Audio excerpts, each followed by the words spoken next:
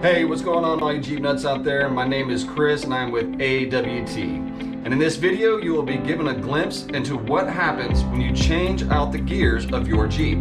For those of you that don't know, let me explain why you would need to re-gear.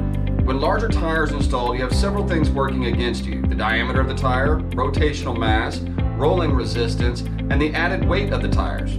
The diameter of your tires directly affects how hard your drivetrain has to work in order to move the vehicle.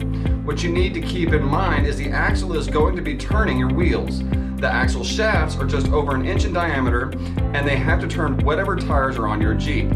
By re-gearing to a shorter gear, you will increase the amount of force that is being sent to the axle. This allows your Jeep to move the tires with less strain on the engine. This 2020 Gladiator Rubicon came stock with the 410 gears, and we upgraded the tire size to a 38-inch tall tire. After going from a 33-inch tall tire to a 38-inch tall tire, you certainly need to upgrade the gears in order to maintain the same level of performance you had with the smaller tire, especially if you plan to take it out on the trails or rock climb it at all. In the case of this Gladiator, if it were strictly a daily driver or a pavement princess, it may not be as needed.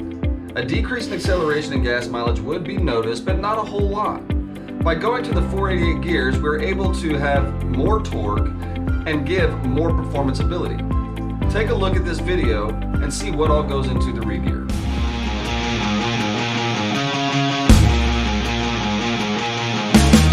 25 miles to Compton, cooking something.